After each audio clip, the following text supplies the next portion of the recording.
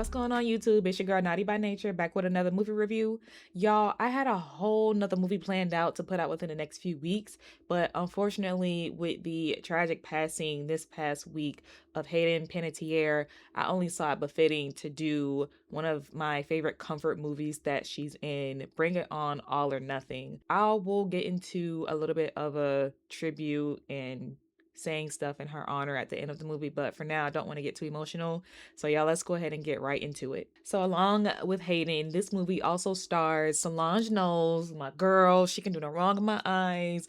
I love her music. I love the movies she's in. I love the TV shows that she's been in. She can do no wrong in my eyes. I love her so much. So this movie starts out at a school dance at Pacific Vista. It's a school in California, and we follow Brittany. Brittany is the captain of the cheerleading team, and she seems to be that it girl. Everyone loves her. Everyone wants to be her. She has her boyfriend Brad. He's the captain of the football team. It starts off, everyone's dancing, having a good time. Then they go and announce like who the king and queen is. And of course, it's the two captains. So Brittany and Brad, they go ahead and accept their crowns. And then to celebrate, she decides that she wants to do a routine, which I've never seen anything like that at a dance before, but the cheerleaders go ahead and do their cheer routine, and it's so cute at first. Everyone does like their little intros. We get introduced to Amber, Brianna, Sierra, and Winnie, and then out of nowhere, it kind of goes from like this preppy, cute little routine into them dogging Brittany. They're saying she's a bad captain. They're saying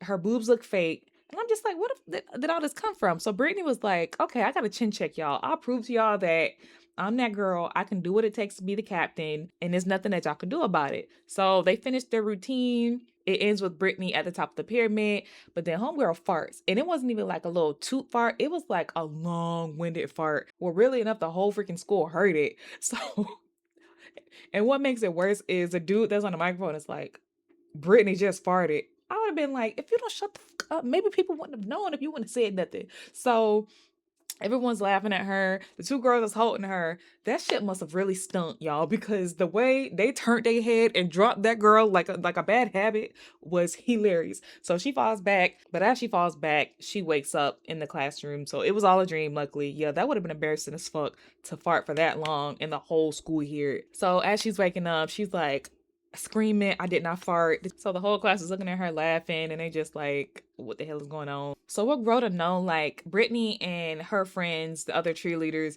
they are just like your typical preppy schoolgirls. Instead of saying cheese when they take selfies, they say soy cheese.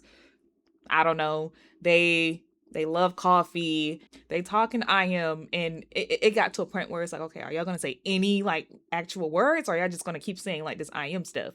But just to paint y'all a picture, they're just like, very preppy, very valley girlish. We do learn that one of the cheerleaders, Winnie, I guess she was trying to run for captain too, but Brittany won over her. So I guess Winnie still feels some type of way about that because she keeps bringing it up. She seems a little bit jealous of Brittany. She's jealous of Brittany because she has the captain of the football team as her boyfriend. She's jealous because she's the captain of the cheerleading team, which she wanted that spot. She's just mad because Brittany is that girl. Matter of fact, she don't even try to hide it. It's very evident that she's jealous of Brittany. And I don't know how Brittany isn't clocking it. So Brad catches up with Brittany, and it's clear that he, likes to be all touchy-feely. And Brittany, you can very much see it in her face that she is not into PDA, I guess. So Brad seems like for the longest time, he's been trying to persuade Brittany into being intimate with him, go to the next level, if you get what I mean. And Brittany's very much like, I just need to know that you're committed. She makes it a point that she's a virgin, so she wants like her first time to be special and stuff. And Brad, being a typical like teenage boy, he's just like, yeah, blah blah blah blah. I can make that happen. Like, but you just got to tell me like that you're ready. And Brittany says, okay, if you can show me that you're committed by homecoming, then we can do it. And then Brad, he's like, but that's like 2 months away. I don't know if I can wait that long. And Britt's like, you've been waiting on me like since freshman year. I think 2 extra months is not gonna be a problem. So it seems like they make an agreement that in 2 months, if the relationship is solidified and she sees that he's committed, that they can go ahead and be intimate. But thank God that girl decided to wait a little longer. So now we cut to the girls at cheerleading practice. Everything seems to be going well. They finished the routine. Winnie's still bitching, talking about how the routine she can do in her sleep, blah, blah, blah, blah, blah. And Winnie, Brittany, Sierra, and Amber, they all huddle together and they're just talking. And Winnie makes it a point to tell Brittany, like, hey, have y'all seen Brianna? She done gained some pounds. She even went as far as to call the girl a cow. She says Pacific Vista has never had a fat cheerleader before.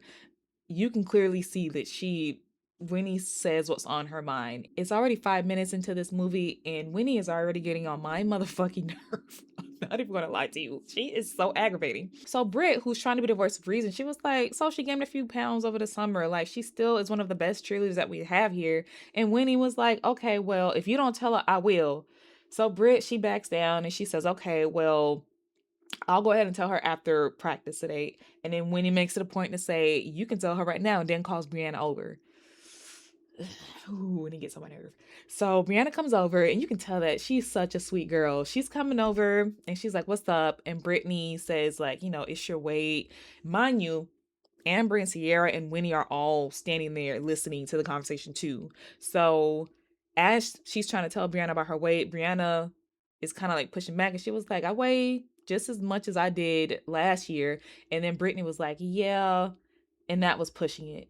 So you can tell that she's becoming a little bit more harsh. So as she's telling Brianna this, she does pull out, I think, like a Snickers bar out of her pants that she had.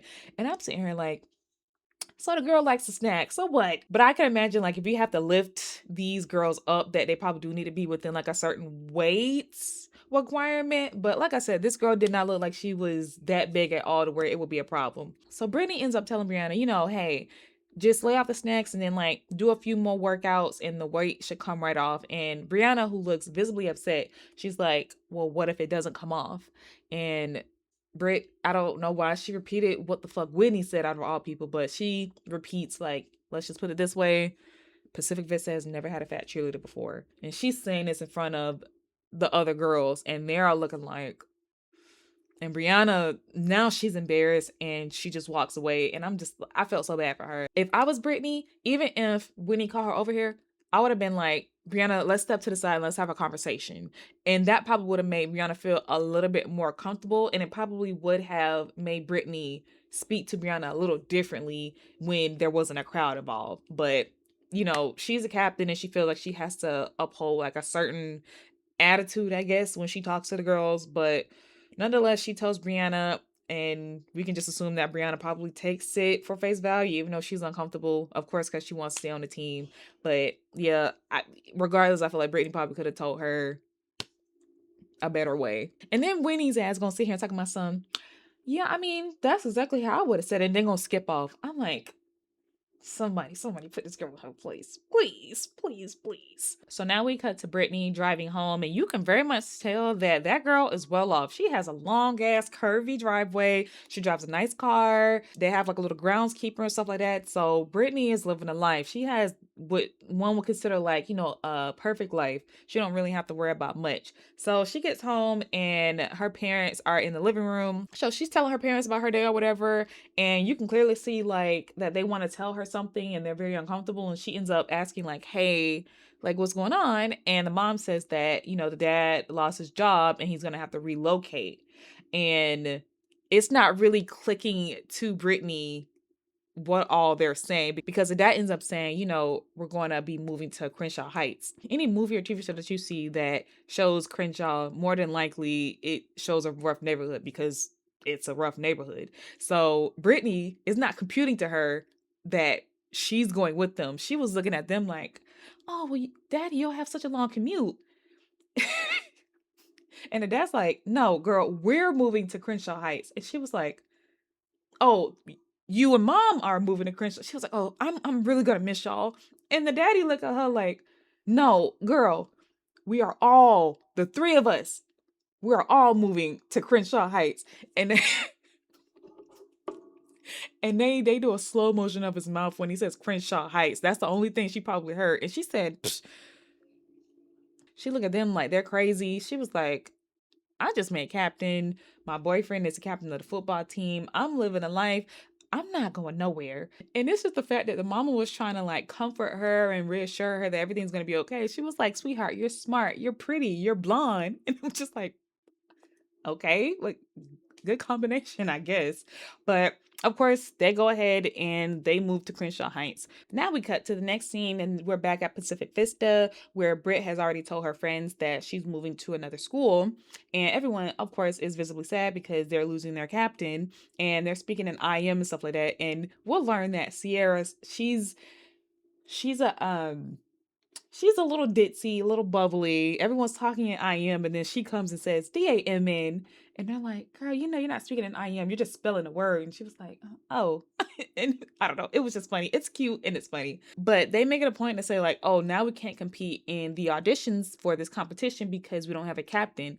And long and behold and lo, look who pop up.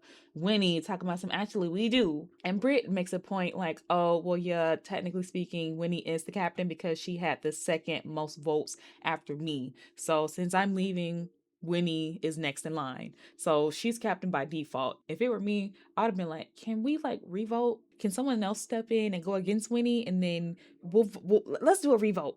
I don't want to just default it to Winnie. This is the under these circumstances, I think we need to reevaluate the situation. But Winnie ends up being captain by default, and now Winnie, who we know is clearly jealous of Brittany, she was like, you gotta promise that you'll never cheer again. They speak in cheer terminology at this school a lot. So when he tells Brittany, like, hey, if you cheer anywhere else, then you're a cheer whore. So Brittany makes a promise, like, okay, I will never cheer again. And Winnie was like, okay, well, let's make it official. So now they're at the football field and they ended up burying Brittany's pom poms. A little excessive to me, a little dramatic for me, but they're treating this like it's a goddamn funeral. Brittany gets on her damn knees and starts digging this shit up. She was like, I can't do this. I can't bury these pom poms. Winnie, who's like trying to really bury Brittany at this point, she's like, no, you're gonna ruin everything, leave him there. And she's fighting Brittany to get these pom poms back in the ground. Like, Winnie girl, it's just cheerleading. Y'all are gonna be there for probably 2 more years and then y'all gonna go about y'all lives. I promise you, this is not that damn deep. It's not that deep for Brittany either, but in this moment, like, this is emotional for her because it's coming to an end that she thinks. But for Winnie, it's like, girl, leave her alone. You're doing way too much. So the scene just ends with Amber trying to get Winnie off of Brittany about these damn pom poms. My goodness. So now we are at Crenshaw Heights High School, y'all, and this is a completely different scenery. Yeah, we done went from this preppy high school to this hip hop high school. I mean, they are breakdancing, they got rap music, they got hydraulics in the car, y'all. They got it all going on. And mind you, this is all before school, so that shows you this school gets lit. You hear all of this rap music going on, and then off of the distance, you hear Britney and her little beetle playing some pop music, and my girl is jamming too. So she gets out the car and everybody who hears her music is looking at her like, what the hell is this music that this girl is playing? And she's looking like, oh gosh, I'm in trouble. So now we get introduced to the three main girls from Crenshaw Heights. We got Camille, Carisha, and Letty. And then Jesse, who's also a cheerleader. So they're walking into school and Jesse catches up with them and he's trying to like give Camille a few suggestions for choreography. And Camille will learn. She is very headstrong. She's like, Jesse, I appreciate the suggestions, but lead the choreography for me. You know, she makes it very clear, like, hey, I'm the HBIC. Y'all do what I say. As they're walking, we get introduced to Tyson as well. And we'll learn that Tyson is a little touchy feely. I want to call him something, but because this is supposed to be like a lighthearted movie, I'm gonna refrain from it. But y'all get the P word that I'm talking about. So we get introduced to him grabbing Camille's butt, and the way she reacted, it's kind of like he does this often. And it's like, okay, I'm gonna need for somebody to kind of like put him in his place. I'm gonna need for somebody to call him out. I'm gonna need for somebody to cuss him out. Because if I feel like this isn't his first time doing it, that means he's done it one too many times. So that's the main group for Crenshaw Heights. Tyson and Jesse, they end up chopping it up, and Tyson notices Brittany. He will learn that they come up with some creative ways to call Brittany a white girl. So he notices Brittany and he tells Jesse, he's like, oh, looks like we finally get some snow on campus. And here comes Brittany with her bags, walking all happy and preppy. She is so cute. So she's walking, and what does Tyson do again? He grabs Brittany's butt. Mind you, he don't know Brittany. Yeah, I'm trying to refrain from using this word, but already I'm getting aggravated as I'm speaking on it. Tyson is perverted. He's flat out perverted. Not saying that is right. You touch a Camille who you know is one thing, but now you touching somebody who you don't know at all. You haven't even been introduced. You don't know her name. You don't know her from a can of paint. So the fact that you feel comfortable doing this to a complete stranger means that you're dangerous. I know that I'm not trying to have this be very heavy, but I had to point it out. I don't know, y'all. Let's move on because I'm getting aggravated and I'm getting uncomfortable. We're losing the plot here. And to go even further, after he touches her, he's like, "Yo, Pop Tart, do you have any black in you?" And she was like, "No." And then he says, "Do you want some?"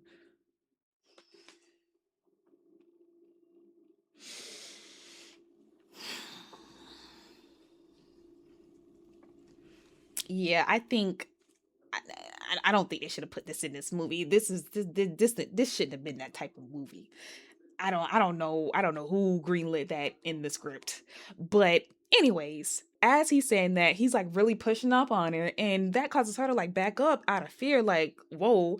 And unknowingly she backs into Camille, and it causes Camille to drop her bag. Now Camille, she's mad. She's like, "Look what you did. You got my bag dirty." And then Brittany looks at her. She was like, "Well, it's not like it's real." And Carisha and Letty, who are off to the side, they was like, "How you know?" She was like, "Girl, because this is real." And she pulls out her bag, which is, I guess, is the real version of Camille's bag. And they look like, ooh, and the reflection of the sun just kind of glistens off a little bit. I'm like, ooh, that's a nasty ass gag. Brittany, you didn't have to do that. So Camille is sitting here like, my mama got me this purse. And then Brittany, who mama isn't aware, Brittany was like, "Well, your mama must have got that from the swap meet because that knockoff sucks." I don't think she had any ill intentions. I don't think she was talking shit to Camille. Honestly speaking, I don't know what she was doing. I don't.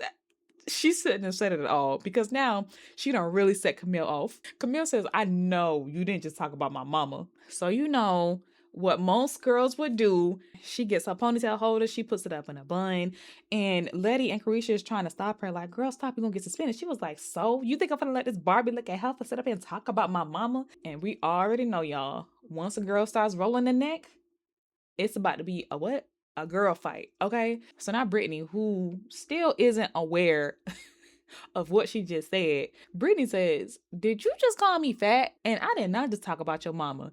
Here come Carisha. FYI, you did. And, and then Brittany was like, "You speak I am NFW." Because I had to take notes of this movie, I was like, I'm gonna see what the heck NFW means. And I didn't even have to look it up. I just literally put in a context clues and I was like, oh, NFW, no freaking way or no fucking way. So I'm saying, I'm like, Brittany, you just made that up. There's no way that was already in your I am vocabulary. I feel like she just makes up these I am vocabulary words as she goes along. But nonetheless, she's like, NFW, no freaking way. And they don't know what NFW mean because they don't speak in I am like that. But now Camilla's like, this girl just done called you the N word. Oh, and now she's taking off the earrings. Y'all. So now Brittany, who I'm gonna keep making it a point, y'all. My girl is just completely unaware. Now she's like, I would never use the N word. Some of my best friends live next to black people. We already know, y'all. When someone says, "Oh, I'm not racist. I have best friends that are black people. My housekeeper is a black person." The fact that Brittany had to go down the line to get to the connection of my some of my best friends live next to black people. Granted, we know Brittany is a racist, but it's the fact that she had to dig that deep to let them to prove that she wouldn't say like the N word. It's like, Brittany girl, you should have just left that alone because they don't know you. So they're very much like, okay, now you're really tripping. But luckily, she gets saved by the bell. Literally, the bell rings, and Carisha and Letty tell Camille, like, girl, let's just go. We're going to be late for class. And they go ahead and walk into the school, not before Camille turns around one last time and says, "Count your blessings, white girl, because you just got lucky." And now, Brittany's scared. And I'm like, girl, Brittany, you should have been scared once Camille put her hair in a rubber band. It should have taken for all that for you to start being scared. If you just hush your mouth, just apologize for bumping into Camille and dropping her purse and going on about your day, none of this would have happened. So Brittany goes ahead and goes into the school, and she learns very quickly that she is not in Kansas anymore. Mama has to go through this metal detector, and I would imagine it's just because kids, they probably sneak like dangerous devices and stuff like that into the school. So for extra precaution, they just got to make sure that the school stays safe. So she sets the metal detector off. The security guard has to check her, and her earring piercing set it off. Fine. Belly button piercing sets it off. Fine. And then he goes to her private area, and it sets it off. And he's looking at her like, I'm like, what exactly do I hope you don't expect for her to show anything? And she tells him like, it's just my keys. I'm not gonna say that man is a pervert, but it's like I, I don't know what you would have wanted her to do in that moment. She gets to class late, and she gets introduced to the class because she's a new girl. Basically, the teacher is telling her like, just copy what's on the board. And Brittany's like, can't you just give it to me in a book? And everybody's looking at her like, and the teacher was like, oh, we can't afford books, and we wouldn't want to give you a book and have everyone else feel left out and to make you feel special, right? And they're like, and you could tell that she was like thinking about what she was gonna say. She was like, no, yeah, right answer. That's how the class was. Brittany, who just can't leave well enough alone, now she's like, oh wait, you can email it to me. And you can tell at this point the class is like, oh God, this girl just don't know when to quit. So the teacher was like, you would think if we can't afford books, we can afford computers, girl. Please have a seat. She ends up sitting next to Camille, of all people, right? So the teacher, she has to step out for a second, and you could tell that she was a little nervous for Brittany, because as she was about to walk out, she takes like one last look at Brittany, and then she looks at the class like. So once the teacher leaves, Camille looks over at her, and she's just like copying her on how she thinks Brittany sounds. She was like, can't you just like give it to me in a book, and then I can give it to my servant so my servant can do it while I brush my hair? And then Brittany's just looking like, so it's gonna be a long school year for Brittany. So now we get to lunch. Brittany, she's in the food line trying to see like what she's gonna eat. And I'm not gonna lie, y'all, that food really don't look appetizing. I've had better lunch food at my school, but I'm not gonna talk down in the school because every school isn't able, every school doesn't have the budget. If that's what they have, then that's what they have. It's probably like a big shock for her going from the gourmet stuff that she had to the stuff that's at Crenshaw Heights. But Brittany's looking at that damn food, and she's like, and you can tell this lunch lady is kind of like a little girl, take what you can get or get out my line. So so Brittany, she's like, do you have any organic greens? And the lunch lady's like, I don't know exactly what the lunch lady put on her plate. I couldn't tell y'all what that was. It looks like it could have been like maybe some chili, some potato stew, it was something. It was something reddish. Might have had some potatoes in it. I'm not sure. But Brittany looks at it, and she was like, and then she looks at the lunch lady, and the lunch lady's like, like, y'all already know. Everybody had that one lunch lady that you just did not play with. You take what she gives you, and you go on about your way. So Brittany, I think she's learning now, like, okay, let me not push it. So she takes it. Now she's looking for somewhere to eat. And then Camille, Letty, and Carisha, they're trying to get everyone's attention. They get on top of the tables, and they're about to do a roll call. So now we learn that they're actual cheerleaders for Crenshaw Heights. And their roll call is Shambuya. Everybody has different roll calls, but theirs is called Shambuya. And it's a very iconic little cheer. Everyone knows it. Shambuya, Shabuya, roll call. So Letty goes first, and then Carisha goes second. And I will tell y'all, my favorite one was Carisha's. I love Carisha so much. She might be one of my favorite characters in this movie. But hers was like, my name Carisha. Get out my face. When I shake it, it's like a earthquake.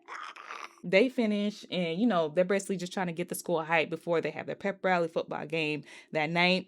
And then Camille steps to Brittany, who was off, to the side watching, and she's like, did you enjoy the show? And then Brittany was like, I didn't know you were a cheerleader. And Camille lets it be known, like, I'm the cheerleader, I'm captain.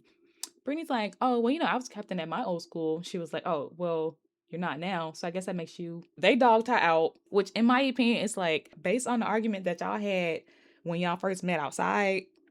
Yeah, I can see why Camilla's still mad because Brittany, you didn't know when to quit. I love Brittany. I'm on both their sides. I love them both. But based on how they started off, if I was Camille, I probably would have a little I still have a little beef with Brittany too, just a little bit. So they dog her, they walk off. Brittany, now she's trying to find somewhere to sit, and she's panning around, and she ends up seeing this table full of white girls. And listen, it's nothing wrong that she wanted to sit there. Me personally, I'm the same way. If I'm somewhere, I always try to look for the people who look like me. Just because that's just what you're comfortable with. She came from a school that was predominantly white, so I understand why she probably would be more comfortable. I'm not saying that she wouldn't be comfortable with sitting with black people, but she probably would be more comfortable sitting with the white people. So she ends up sitting with the white girls, and you could already see before she even sits down that they was not rocking with her. As soon as she sits down, they looking like, and then they instantly get up. And I'm not gonna lie, y'all, it was so sad. The bullying that we see in these movies, I've never really seen in real life. Whenever I've been in school, of course you have like some people who just joke a lot and do the most. I've never seen like no mean bullying stuff like this before where everyone gets up from a table because one person done sat down.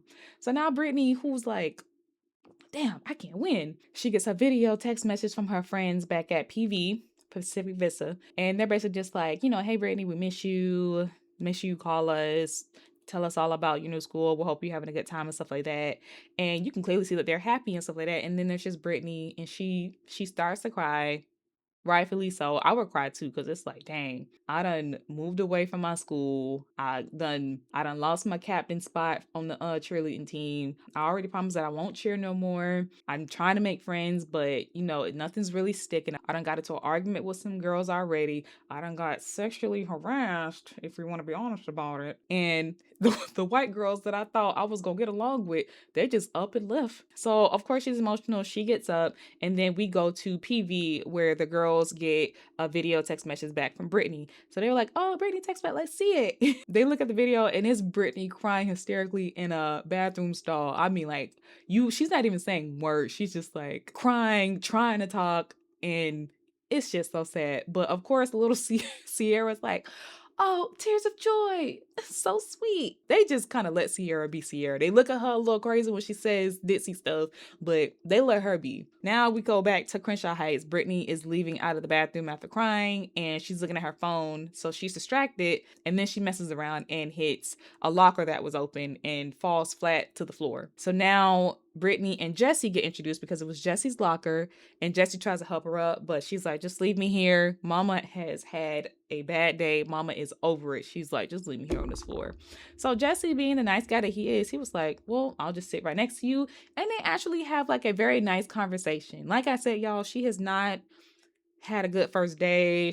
She done been through it, and she finally gets somebody who is extending a hand, being nice to her, having conversation with her. They sit to have a conversation, and then the bell rings for lunch to end. So everyone now is out in the hallway and stuff. So Jesse's like, you might want to get up now before people start walking on you. And I really do believe that they probably would have started walking on her. So they get up, and you can kind of see, like, there's a look in both of their eyes that both of them are kind of smitten. Let's just say smitten. Both of them, kind of like they love the conversation. So that was their introduction. So now we're at the pep rally / football game. I can't remember which one it was, y'all. It might have been pep rally, might have been a football game. But hey, they outside at the football stadium. Let's just say that. And the cheerleaders, they're doing their routine, getting the crowd hype and stuff like that. Brittany's in the crowd watching, and she notices Jessie is cheering. So now she knows that Jessie is a cheerleader as well. Once they finish their routine, Brittany, she gets up and leave, and Jessie notices that she leaves. So he catches her behind the bleachers, and he's just trying to talk to her, and she was like, oh, well, I didn't know you were a cheerleader. And what any guy would say, he was like, that's not something you usually lead with, when you're talking to a girl. They're just having like a pleasant conversation. They're flirting a little bit. He's telling her like, I've noticed like your legs and stuff like that. I kind of figured you were either like a gymnast or a cheerleader, and they're just having like their little cute little moment. So Jesse now knows that Brittany, she was a cheerleader. And he was like, "Oh, well, you should come out for the tryouts for the cheerleading team." And Brittany's like, "No, I can't. I promise I would never cheer again." Camille, she interjects, so she kind of overheard it, and she was like, "Jesse, she don't got what it takes to be a warrior. She already don't like Brittany, so she's already laying it on thick that she don't have what it takes to be a cheerleader. She don't have what it takes to be a warrior." And it was a funny moment. Jesse was like, "Camille, you don't even know her." She was like, "Oh, I know her.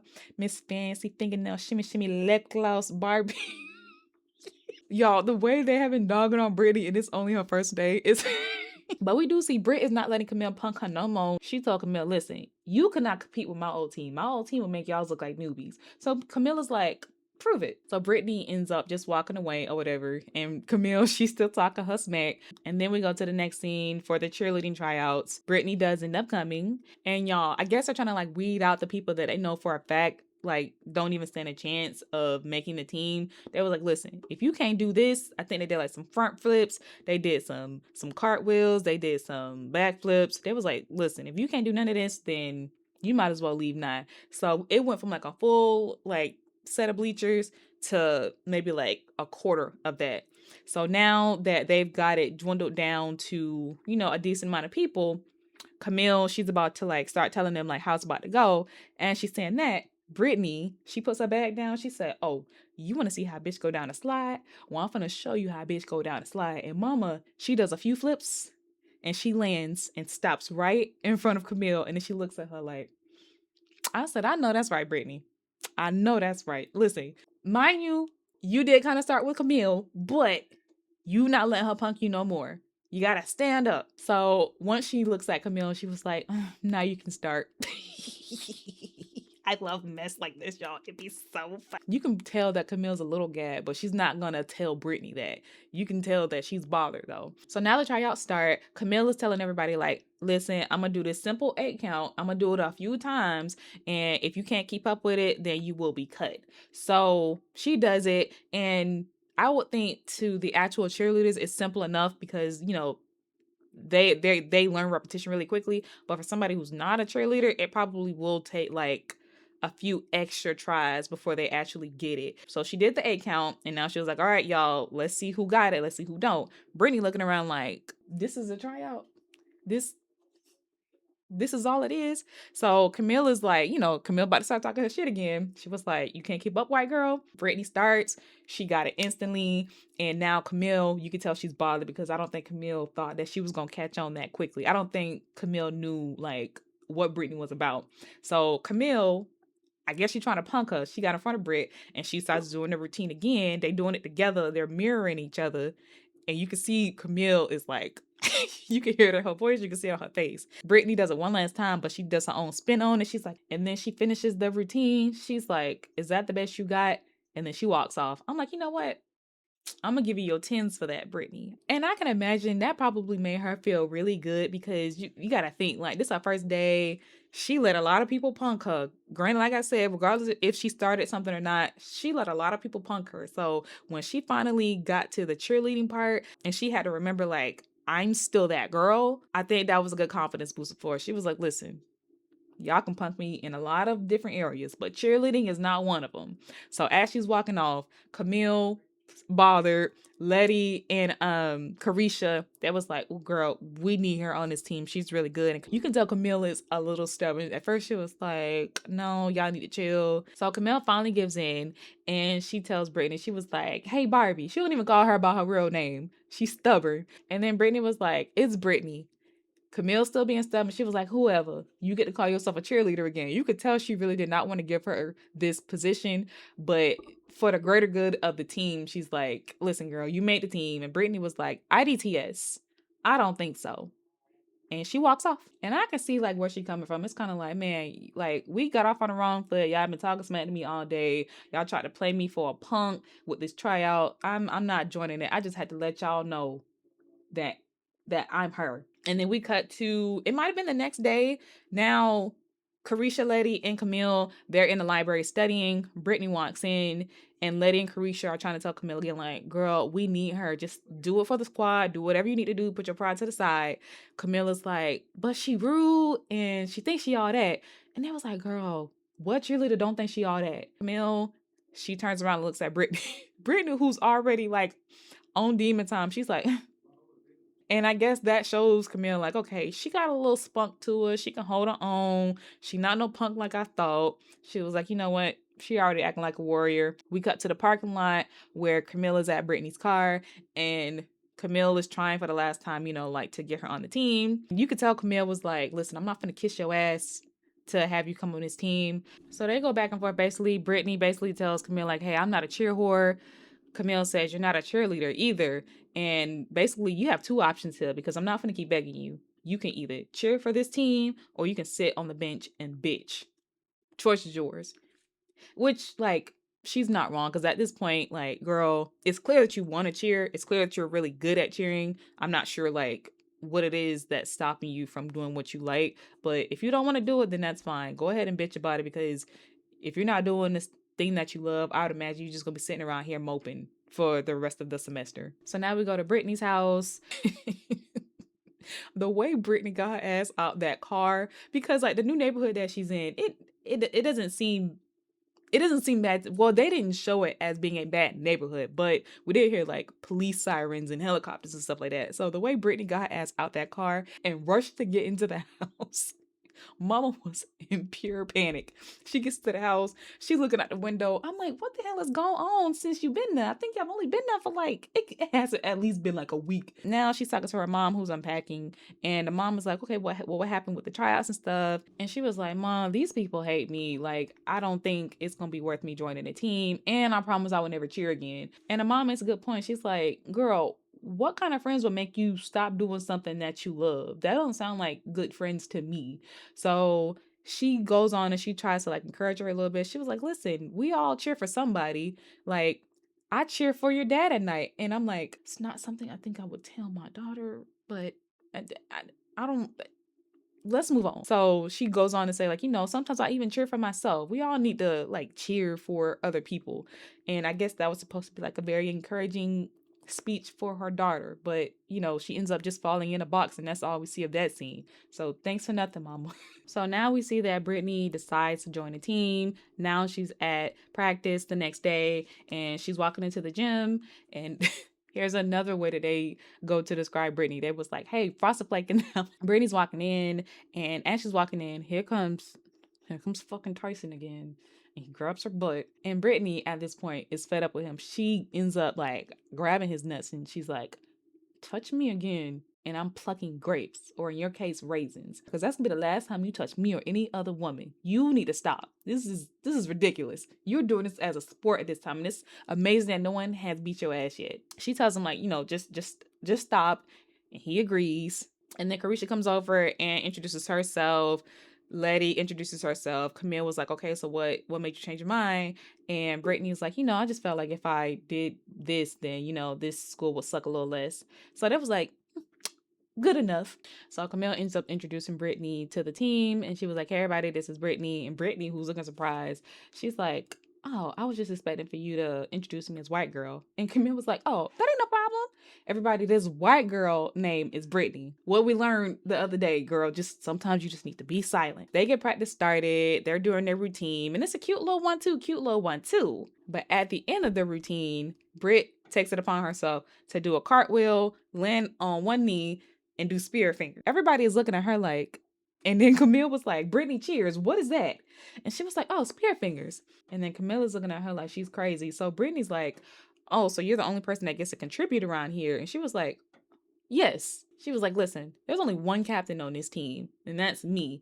Leave everything as far as the routine, leading, music, leave all of that to me. You don't got to worry about nothing but doing what I tell you to do. And then she ends it off saying, like, listen, this is not a cheerocracy.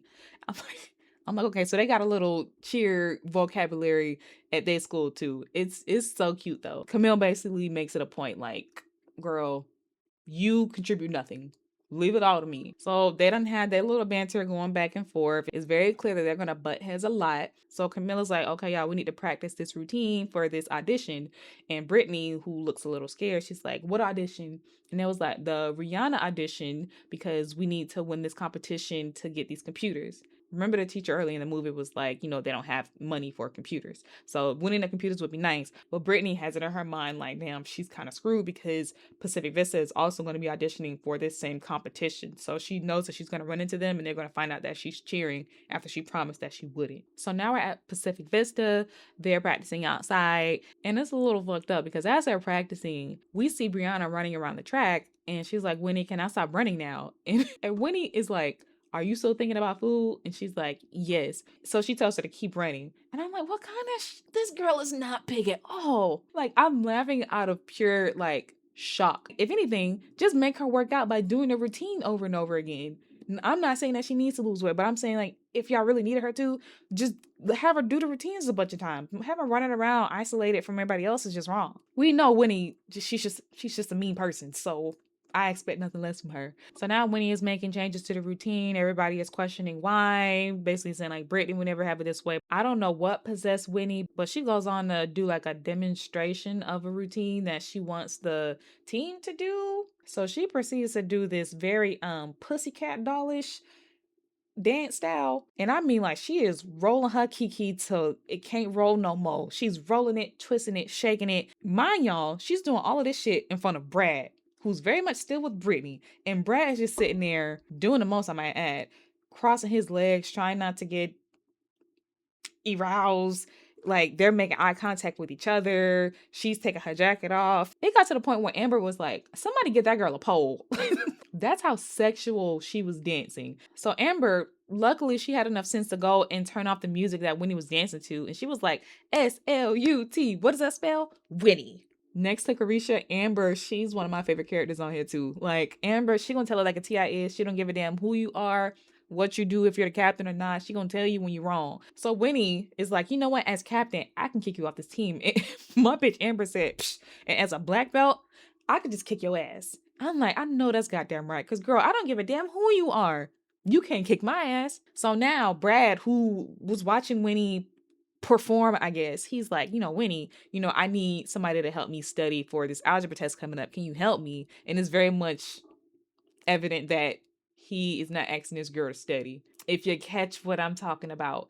So now they finna go be sneaky. Amber's watching this whole thing go on, and Amber's looking at Brad like, so Brad is looking at Amber, looking at him all crazy, and Brad's like, hey, what's up, Amber? Amber's like, you tell me, Brad. He just laughs it off and he walks away. And I'm just like, Winnie girl, you are trifling as hell. We expect that from the boy, but granted, we know Winnie does not like Brittany. Everyone knows Winnie don't like Brittany, but it's like, this is just very, very, very trifling. Unnecessarily trifling, too. I could see if, like, it doesn't make it right, but if Brittany had did something to you, if she stole your man, or if she stepped on your cat, or if she busted a window out your car or something, but she did nothing to you for you to be doing all this. So now we go back to Crenshaw Heights. They're having their practice, and as Brittany is walking in, she gets a phone call from Amber. And I would imagine this is the same day as Pacific Vista's practice that we just saw. So I think Amber was calling to tell Brittany about the shit that she just saw with Brad and Winnie, but I guess Brittany does not want Amber to know like where she is at cheer practice, so she doesn't want her to know that she's cheering. So she doesn't answer the phone. So she sees that, like the group is siloed. The guys are in one place and then the girls are in another. And then she asks Letty like, what's going on? And she was like, oh well, Camille, she can't be at practice today, so she left me in charge. And we're supposed to be practicing this dance routine, but the boys, they just goofing off. They don't listen to me. And it very much don't even seem like the girls is listening to Letty, because the way that Carisha is sitting here doing his 8 count with a bag of Doritos, I'm like, yeah, y'all can very much tell Camille runs a tight ship. So Brittany looking at the guys, because the way they're dancing, she's never seen it before. So she leaves from talking to Letty and she gets up close, and I guess she thinks that they're fighting. She's trying to break it up. She's like, wait, like, what y'all doing? What y'all doing? And it was like, just relax, we're crumping. Jesse is explaining to her, like, they're not fighting. It's just like a different dance form. It's like an aggressive improv where you just kind of like just freestyle. So Brittany wants to know a little bit more. Jesse ends up telling her, I can probably show you better than I can tell you.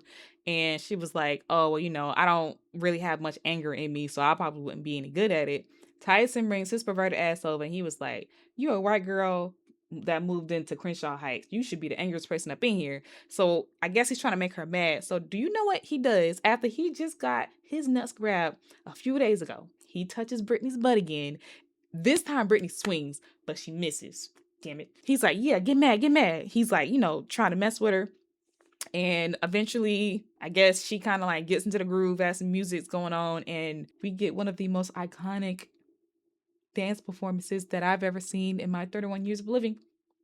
Yep, I said it. I'm going to give that one a 10. Mama said, oh, okay. That's it. Come on. I think I had to have been like 11 years old when this movie came out. And the way Hayden put her hands in the air and popped her back multiple times so hard sent me through the roof. I said, oh, I must stand. Britney Spears, girl, you have some competition. You should be scared. Getting into the groove of it, she messes around and she does like a little fake punch in front of Tyson, like right in front of his face, like to punk him. And he deserves it. But he has the nerve to get mad. And Jesse holds him back and he's like, oh, you better get your girl. I'm just like, what are you going to do? You deserve that, actually. You probably should have took that shit to the chin, if anything. But, that's Brittany trying to get her get back because he has a touching problem. Now Jesse was like, let me handle this. So Jesse, he actually is a good crumper though. He crumps, he does his little 1-2-1-2, and now the girls that was over there practicing with Letty, they leave Letty and they walk over to see like what is happening with this crumping stuff. After Jesse finishes, we get another class act performance. So she walks up to Jesse and she's like, now I'm not gonna lie, y'all.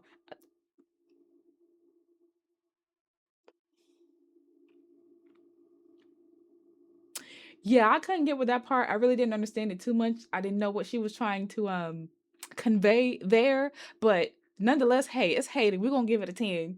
Just just because it's Hayden, I'm gonna give it a 10. Don't know what it was, but hey, we're gonna give it a 10. Now Jesse's like, get off me. And he goes, and like I said, I was like 10, 11 years old when I watched this movie. When Jesse did that little like chest bump up against Brittany, and Brittany just stood there like, I'm not gonna lie, I don't know. It was like, oh my gosh, that was so cute. I don't know, y'all. It was cute to me when I was little. Now that I'm older, it's like, it was still cute. I'm gonna still say it's cute, like in my adult years. So they get finished. Jesse was like, she all right. And it's very clear, like, Brittany and Jesse, they have crushes on each other, but they haven't like verbally said anything yet. So now Letty, who's fed up because ain't nobody listening to her, nobody's practicing. Letty's like, listen, y'all, we supposed to be practicing. I'm still in charge here. Like, what are we doing? Brittany's like, Letty, I think we need to incorporate some of this crumping into the routine. It can really make us get seen by the judges. And Letty's like, nah, Camille would not like that. Camille don't like us messing with the routines that she made. Let's just leave it alone. But everybody else is on board. They're like, Letty, come on, let's just try something different. If she don't like it, we can change it back. So it's kind of like she was outnumbered. So she went ahead and got on board. They ended up changing the routine. And then we cut to the next scene where they're showing this new routine to Camille. She very much just looks like a dictator. She's standing on top of the bleachers and she's like, with a straight face, y'all. The routine was good though. They incorporated the crumping and stuff like that. It was very cute. They finished, but Camille still standing in that same stance with that same face is like, whose idea was this? Basically, everybody says like, hey, everybody contributed to it in some way, shape, or form. This was a group effort. Letty was the only one that was like, I had nothing to do with it. They're like, so did you like it? And Camille, she waits for like a few seconds and she's like, hell no. So now Camilla's pissed. She comes out from the bleachers. She walks towards the group. So Brittany actually steps up and says, Camille, don't be mad at them. I'm the one that said that we should incorporate this into the new routine. And Camilla's like, why? And she was like, because half of the moves that we have in this routine are illegal. So Camilla's like, girl, what are you, a chair cop? So Brittany proceeds to do like some vulgar dance moves. And she was like, you can't do that. And she was like, the judges take off points for vulgarity. And Camilla's like, listen, I already know the rules. Brittany says, well, why do you keep breaking them then? And Camilla's like, listen, because it gets us noticed. Even when we don't win, people still say that we're the best. And Brittany, she's still pushing the issue. She's like, well, wouldn't you rather win instead? So now Camille, she's of course pissed at this moment, rightfully so, because Brittany keeps pushing the issue, which we thought Brittany, she finally like was doing good at like stepping off and not doing too much. Brittany just couldn't let well enough alone. She had to keep pushing the issue. Camille finally pops off and says, "Is this the type of shit your old squad did to you? Change cheers behind your back?" They're saying this in front of the whole team. And I can understand why Camilla's mad, because now it's like, you're undermining my authority in front of the whole team. You went behind my back and got the whole team to change stuff without my permission. And I already told you before, like, I'm the captain. I make the decisions around here. If you don't like it, then you don't need to be here. And Brittany was like, no, that's not what my team did. And then Camille was like, and if there was a girl on your team that felt like she could do your job better than you, what would you have done? And Brittany was like, there was. And she was talking about Whitney. She was like, and I probably should have stopped her. And Camille steps into her face and she was like, yeah, and that's the difference between me and you. I'm not telling you. And then she walks off. I'm like, can't be mad at that. Brittany, girl, you was doing too much. If you felt like crumping should have been added to the routine to get y'all noticed, to help y'all win, pull Camille to the side, just like you should have did with Brianna with that whole weight situation. Brittany was wrong. Granted, I do think Camille could be a lot better about listening to her team. If you're going to lead a team, you got to listen to the team. It all ends with Camille telling the team, like, hey, now let's practice this routine the way it's supposed to be, the original one. But now we cut to the next scene. We're at Brittany's house, and her and Brad, they're going to hang out at her house, order pizza and so that, and just watch movies. Brad answers the door to go get the pizza, and Brittany is in the other room. And it turns out that the pizza guy is Jesse. So Jesse is now at Brittany's house. Mind you, they crushing on each other. They haven't said anything yet, but it's very clear that they've been flirting. So Brad is being a complete weirdo with the conversation he's having with Jesse. He's like, hey, have you ever gotten any action on a job, like when you deliver pizzas and stuff like that? So weird. He was like, yeah, well, I get a lot of sex and stuff like that because I'm the captain of the football team, blah, blah, blah, blah. And as he's saying all this, Brittany, she hears it, but she also sees that he's talking to Jesse. Mama done fell back. I don't know how she fell back. I guess she just started herself back, but she falls back. She's listening into the conversation that Brad is having with Jesse. And of course, she doesn't want Jesse to see her either, because now it's going to be a situation of, oh, damn, my crush is going to see that I have a boyfriend. And my boyfriend is also probably going to see that this guy is my crush, maybe. She hides. Brad closes the door after he pays for the pizzas. And Brittany asks Brad, like, hey, what were you and the pizza guy talking about? And he tries to play it off like, oh, pizza guy, I was just, just chit-chatting. And she was like, I heard what you said. And he basically just plays it off again, like, I was just playing. We're going to be fine. And if I was Brittany, man, you heard what he said. You heard exactly what he said, word for word. And he meant what he said. He was not playing. She, I guess, either she just turns a blind eye, or she doesn't really dig too much deeper into it. So then we cut to the next scene. Winnie is at her house. Mama says she's not going to school the next day because she got a zit on her forehead. If I would have told my mama, hey, Mom, I'm not going to school tomorrow because I got a zit, the way my mama would have put some toothpaste on my forehead and said, yeah, you're still going to school tomorrow. So as Winnie is looking in the mirror, she sees the TV and it has the news on, and the news is actually doing a highlight of Crenshaw Heights. And we see that Camille is talking to the reporter about them, like, trying to win the competition for Rihanna so they can get computers and stuff. And the camera kind of pans and shows all of the cheerleaders and stuff.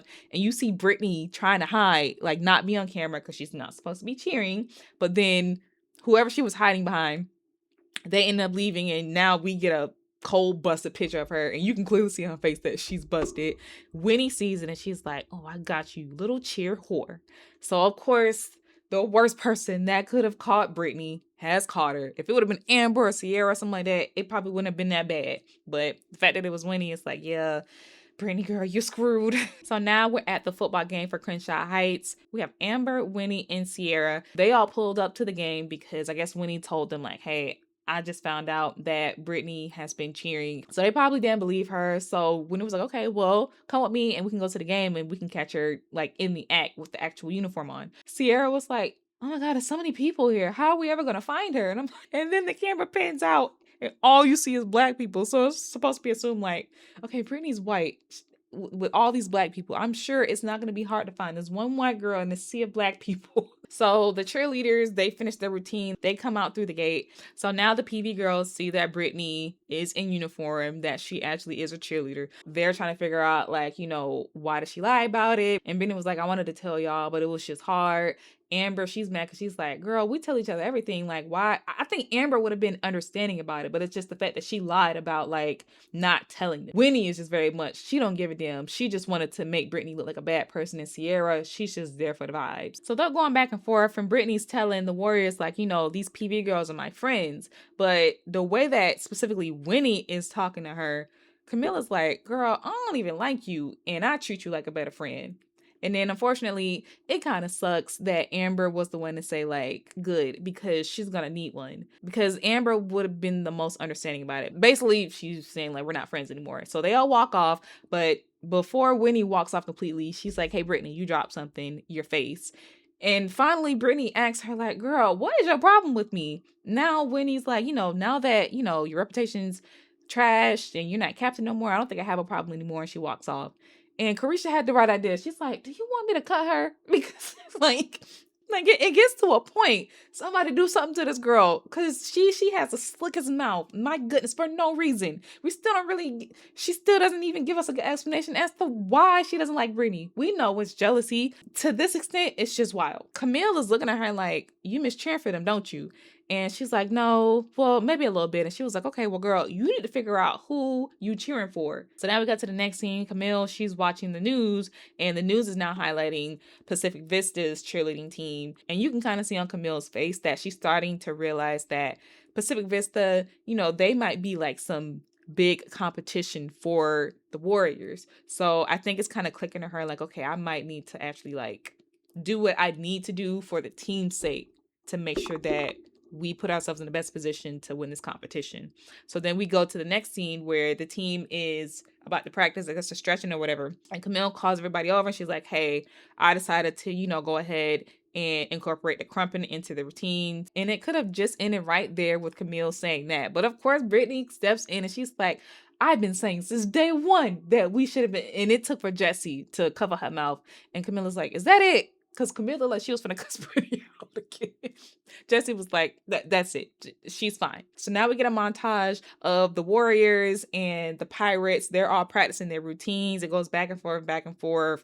Now they do stop at one of PV's practices, and they're doing this move. I guess it's like you throw a girl up in the air and she's supposed to spin and do a complete 360 before she comes back down. Brianna is asking Whitney, like, hey, what is this move that you're doing? She was like, it's the helicopter. She was like, yeah, I know what it is, but why are you doing it? It's dangerous. Just as she says that, Amber comes down. They don't catch her. She falls straight to the ground, breaks her arm. And you would think Winnie would be a little in panic mode, but she walks over slowly and she's like, just so careless. First of all, where are the adults for these teams?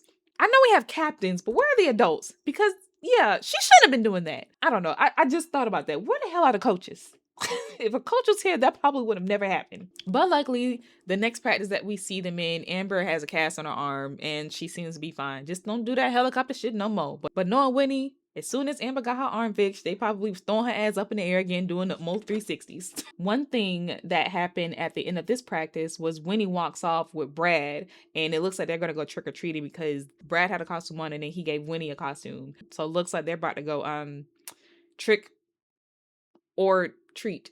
I don't know if there's going to be any treating going on, but definitely some tricking. They're doing this in broad daylight, so that shows that they don't give a damn. Not one single damn. So now we go to the Warriors who have just finished their practice. Everybody's walking to their car, and then Jessie ends up asking Brittany, like, hey, do you want to go to the beach? They actually don't even go to the beach. They end up going to a rooftop of some building. So they end up sitting down and, they're having good conversation. They're laughing. They're flirting a little bit. They're like this close. And then Jessie, he like leans in. He gives her that look. And as he's about to lean in and kiss her, she says, Jessie, I have a. But before she can finish the sentence, Jessie ends up locking lips with her and they kiss. But Jessie can kind of see like she has a look on her face of like she shouldn't have did that. So Jessie's like confused. He's like, wait, I thought you wanted me to do that. Trying to tell him like, I have a boyfriend, but she can't get it out. And she's like, oh, I gotta go. I don't know. Maybe Jessie should have asked first. Maybe they should have like had a conversation about them liking each other before he kissed her, because that would have put both of them in a better position. She ends up leaving, and Jesse, he's left confused. So now Brittany's at home and she ends up calling Amber, which you can kind of see like they have a really good friendship, because even though they just argued like a few days ago, she still called Amber and Amber picked up. So I love like their friendship. And Amber was like, "Oh, so now you call me back after I called you like a week ago." And she was like, "Girl, I got some dirt." She was like, "Oh, girl, like I kissed somebody today. He's this guy on my team. I don't know what to do about Brad." And then Amber finally tells her, like, "Brad, he's been studying with Winnie." And she was like, "By studying, you mean?" She was like, "Girl, when have you ever known Brad to study? So put two and two together to make it equal four." You would think at that given moment, with Amber telling Britt that, she would have known how to move at that point. Now Amber was like, "So what are you going to do about the dance?" And Brittany, I guess she forgot that the dance was coming up. And she was like, "Oh damn, I forgot about the dance. What am I gonna do?" She was like, "I don't know, girl. You done already lost your captain spot. Do you want to lose Brad too?" That's easy answer. You just found out that your man been sneaking around with your enemy. This should be very easy on what you should do. So now we're at Crenshaw Heights. Britt goes into the classroom where Camille, Letty, and Carisha is sitting, and she tells them like, "Hey y'all, I can't make the game this weekend." So the game and the homecoming dance, they're the same day, and they're asking her like, "Why can't you go?" And Camille is already looking at her like, "This better be good." So she was like, "Oh, it is." And she proceeds to say like, "My dog died." And they look at her like she's a bag of pecans. They was like, "Okay, so your dog died." Camilla's like, "You're missing our game for a dog?" I've never had a dog. I've never had a pet, but I would imagine people who have like cats and dogs specifically, like if they die, I would imagine they get emotional. You probably need a few days to recuperate, especially if you had that animal for like a long time. But nonetheless, they're like, "Girl, you missing the game for a dog?" And she was like, "He wasn't just a dog, he was a part of the family." And Carissa's like, "Well, what's the dog's name?" Aw. You could tell Brittany is trying to come up with a lie, because the way she looks, she's like, and then she ends up locking eyes on Letty's Nike shoes, and she was like, "Nike. His name was Nike." It was a little funny part. Carisha was like, "You named your dog after a shoe?" Letty said, "Well, your sister's named after a car." She's like, Mercedes is my grandmother's name." Which, wait, who has a grandmama named Mercedes? I feel like Mercedes is like a millennial name. Millennials should not be grandmothers yet, I don't think. I don't think. I have to check on that. But that was just funny. Oh, Mercedes for sure. That that actually is a common name. I have a cousin named Mercedes. But Brittany basically, she goes on and says like, so the funeral is gonna be the night of the game. And they looking at her even crazy. They was like, "You're having a funeral for a dog." And Brittany's like, "Girl, it wasn't just a dog, it was family."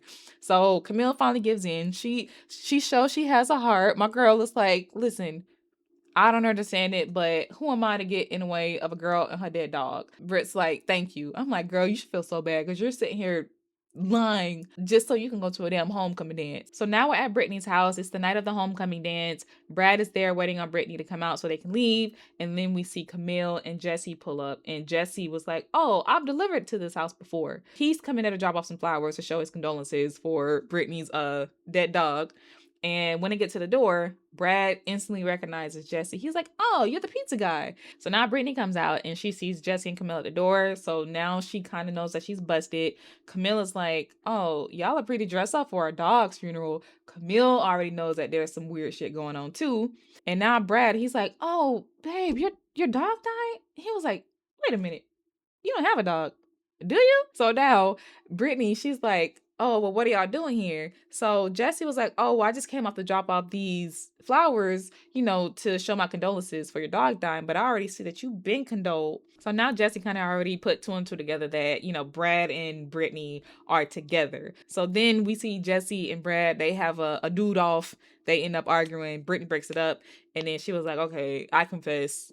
I lied about my dog dying." And Camilla's like, "Why would you lie?" Brittany says, "I just needed an excuse to go to the homecoming dance with Brad."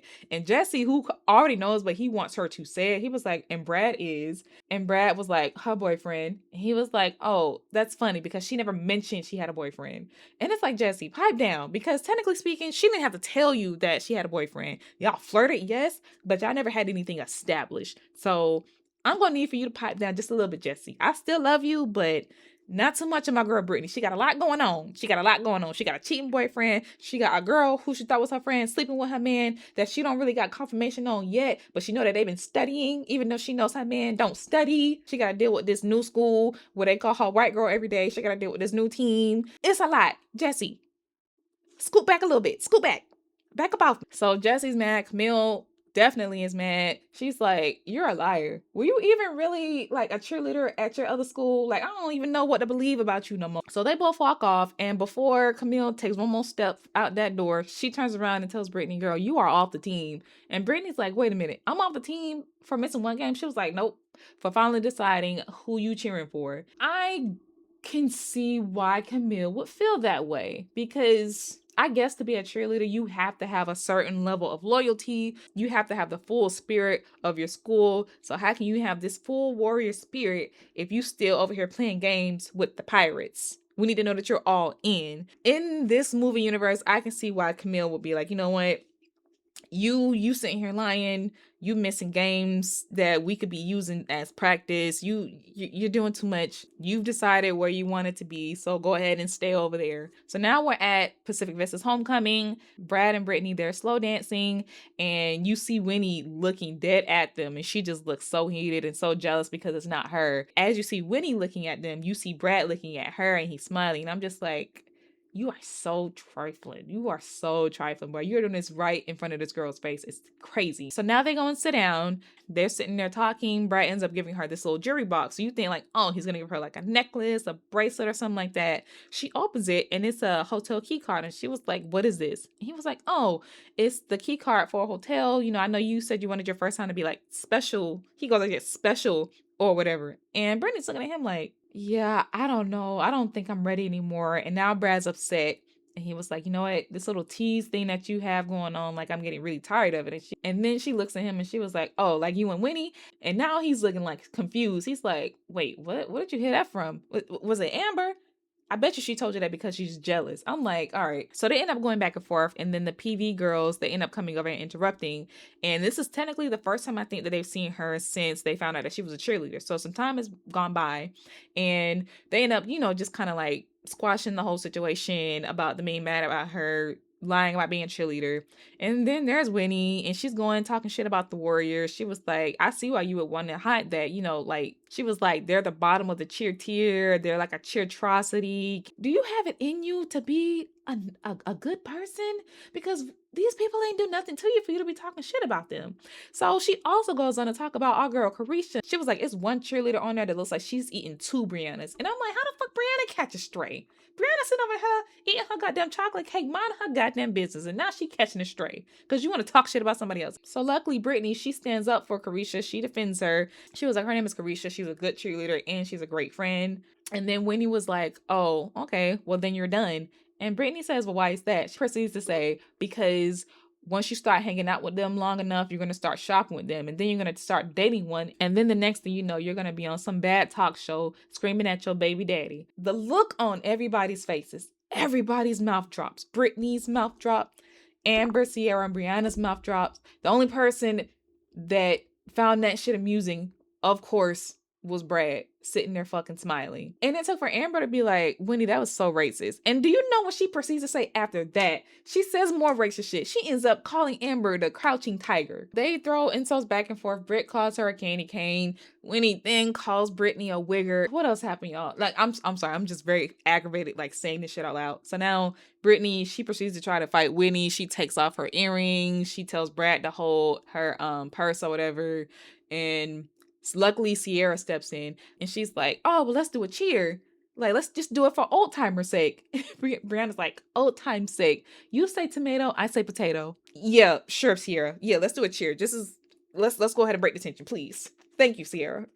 So Winnie was like, oh, Brittany, she doesn't have what it takes to be a warrior anymore. Before they can really do anything else, it's time to say who's the king and queen. Brad ends up winning. homecoming king. He goes up there, and Winnie ends up telling Brittany, like, oh, he only brought you here because he felt sorry for you and he didn't want to break up with you over the phone. So then Brittany said, you know what? I'm gonna fix your ass something good. She pulls out the hotel key card. She was like, oh, so why did he get us a room then? And then Winnie, you can tell she's so pissed. But before she can say anything, she gets called up because she wins homecoming queen, only because Brittany isn't there anymore, I bet. So she walks up there, she grabs some mic, and she was like, I had sex with Brad. And Brad's trying to figure out, like, like, why is she doing this? She was like, Brittany, Brittany, Brittany. That's all everybody ever thinks about. That's all anybody ever talks about. Finally, I get to do something before she does.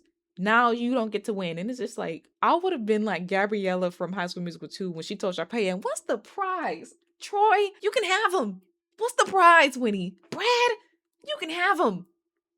It's not that serious. You mean to tell me you hate Brittany that much? Brittany ain't did nothing to you. You hate Brittany that much where you had to go sleep with her man and then announce it to the whole school. What exactly did you get out of this?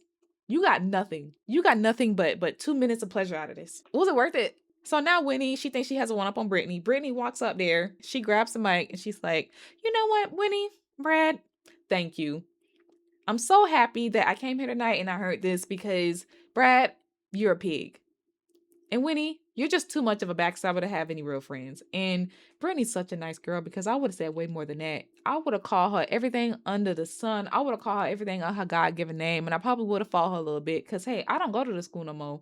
I can beat your ass and be okay. I might get banned. That's cool with me. I'll take that charge. So at that given moment, Brittany tells him, like, yeah, you're right. I don't have what it takes to be a pirate anymore. I'm good with letting it go at this point. Unfortunately, like, she had to experience what she just experienced with Winnie and Brad, but luckily she didn't get intimate with Brad. Luckily she knew to not go there. So she got out of there scot-free, if you ask me. So now we are at the big day, the competition, the Rihanna competition, and we see Brittany with her cute little two-piece sweatsuit on with one pants leg pulled up.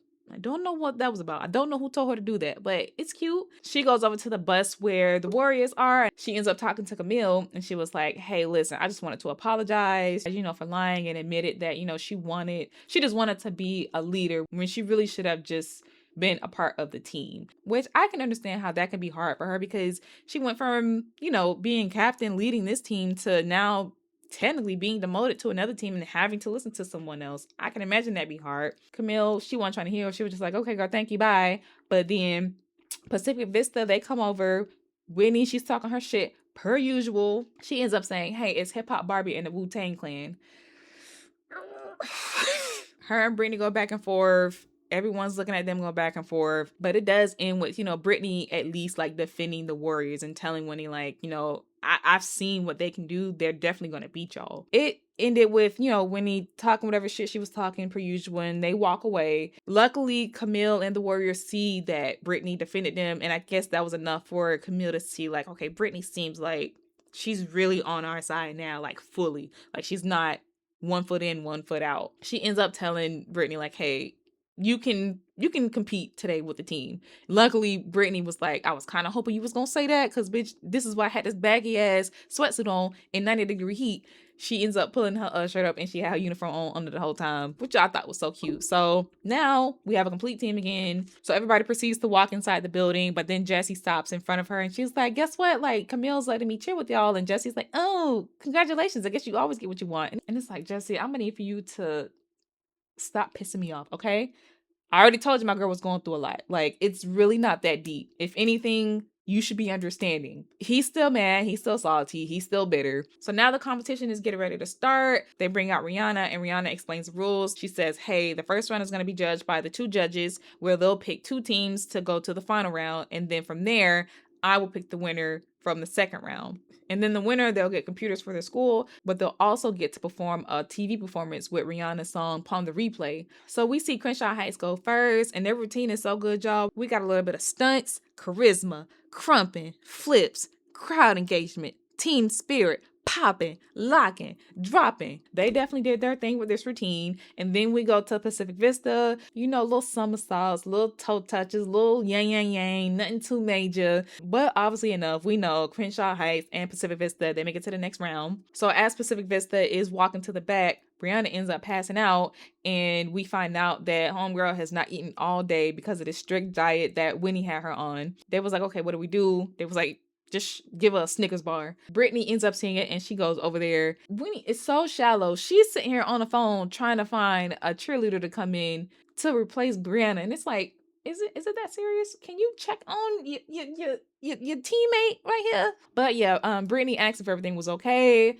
Brianna done had her Snickers bar, so she seems to be doing a lot better. And Brittany takes it upon herself to apologize and was like, this wouldn't have happened if I hadn't, like said what I said earlier. And Brianna was like, you know what, it's okay. Like, I understand, blah, blah, blah. So they squash it.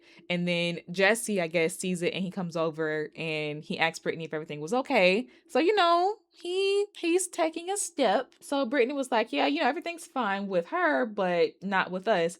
So they end up having a conversation and she was like, Jesse, I'm sorry I didn't tell you I didn't have a boyfriend, but I just couldn't let go of my other life. And she was like, I broke up with him that same night that y'all found out. Jesse is like, oh, I would have appreciated it more if you would have broke up with him the night we kissed. And I'm like, hey, you're not, this is not your life to live. You don't make the rules. You can't tell me when to break up with my boyfriend. We didn't even have anything going on yet.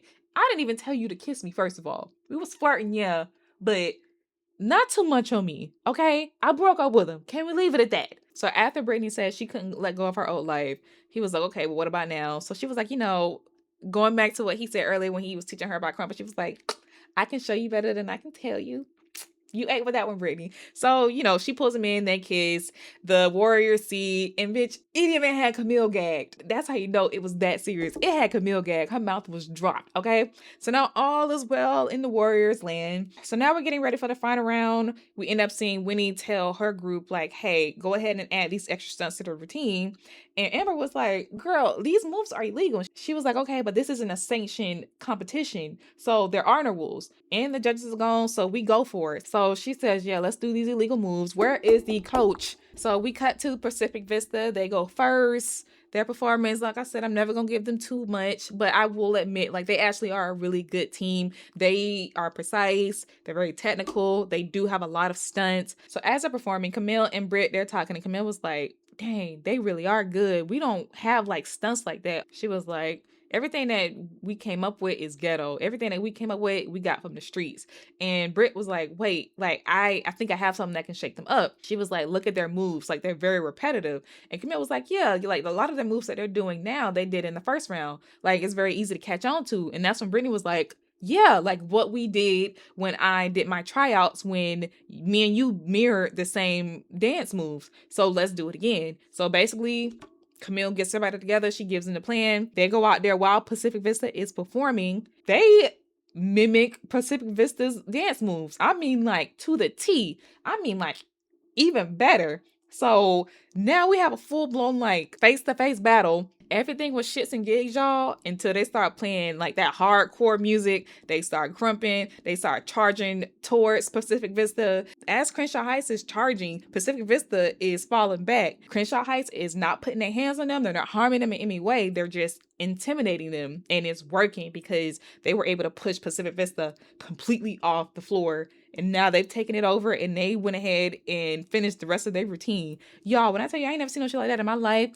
it was so gaggy. And you can tell, like, everybody loved it. The audience loved it. Rihanna loved it. Everybody's cheering for them. But of course, it's always that one person that just gotta make it an issue.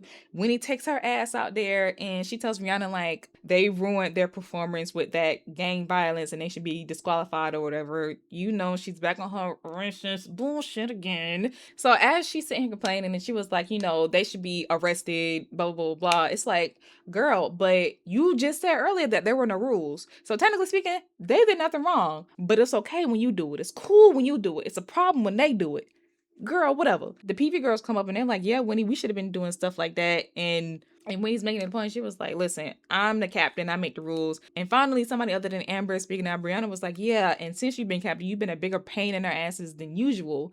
And mind you, they're saying all this shit in front of Rihanna, and Rihanna is getting her life. She's like, ooh.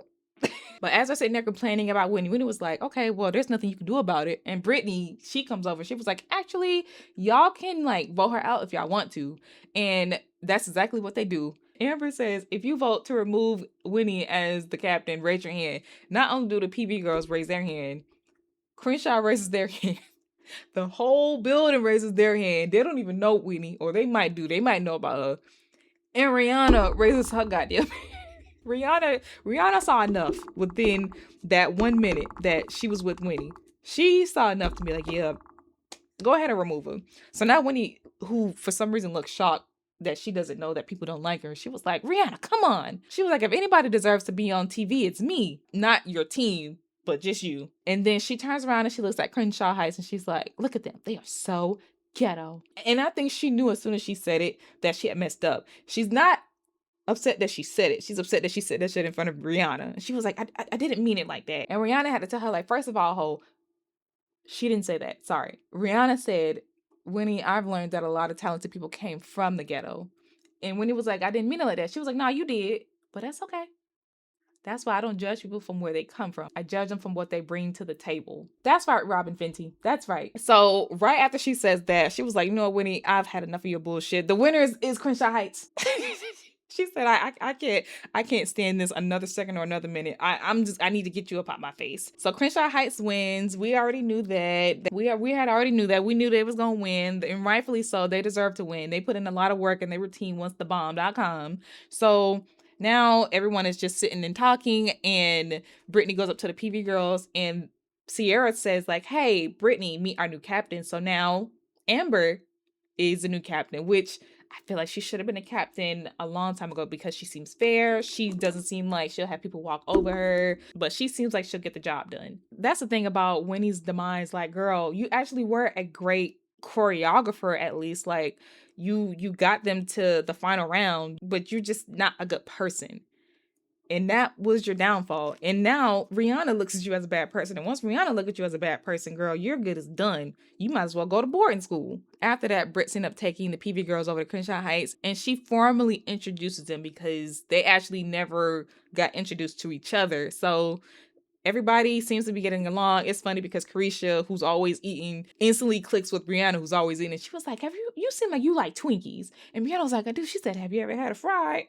But that's how that scene ends. And then we cut to the TV performance with Rihanna, Pondy Replay, and they're in the background dancing, and everyone's having a good old grand time. But I'm happy that they got that opportunity though, because dancing background for Rihanna, of all people, is amazing. So being in high school and getting the opportunity, that was amazing. So shout out to Crenshaw Heights, man. They did their thing. But yeah, y'all, that is Bring It On, All or Nothing. Let's go ahead and get into some final thoughts. So my first point is, like, this is a really good, feel-good movie. I know this movie was straight to DVD. It didn't come out in the theaters, but I feel like it's just as good as the first one, which was a theatrical release.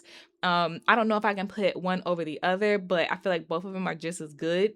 We don't really talk about the second one like that. Like, the cheer routines were great. Like, the stunts, the choreography, the music choices. And I said that for both teams too. Like, both of them had good routines too. You know, I love the cast. You know, of course, I said Solange Knowles. I'll forever give her praise. Giovanni, who played Carisha. Francina, who played Letty. Of course, Hayden. My second point is, it's funny enough that I say that this one is just as good as the first one, because how Crenshaw Heights mimicked PV's dance moves, we also saw that in the first one where they were at the football game and the Clovers came down to the bleachers and they tried to prove like that they were still in their routines. So I thought that was cute too.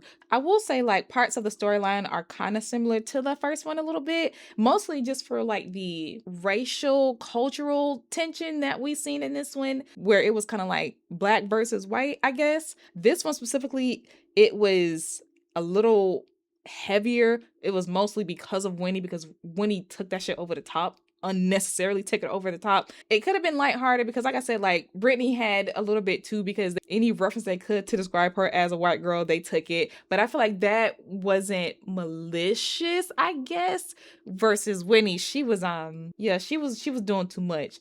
And you go back to the first one where it was kind of like, hey, we have this black team who keeps getting their routine stolen from this white team. I just say, you know, it's kind of like similarities in that. There's also similarities in how Crenshaw Heights had got on the floor with Pacific Vista and they mimicked their routines. And then we also saw that in the first one when the Clovers came down at the football field and then they mimicked the Toros routine to prove that the Toros were still in their routines though. for different reasons, but nonetheless, it was like the mimicking of the moves. But yeah, I don't really have too many points on it. It was like a very fun, lighthearted movie. You know, I love me a good little cheer movie, especially one from like the early 2000s where it gives you like that little nostalgic feeling. I told y'all like I was like 10, 11 years old when this came out. So, of course, I got my whole life with this movie, trying to do the dance routines and stuff like that. Always quoting the lines and stuff like that from the movies and stuff. So, definitely love this movie. So yeah, y'all, that was my final thoughts. Funny enough, I was supposed to review a completely different movie and put that out in the next week,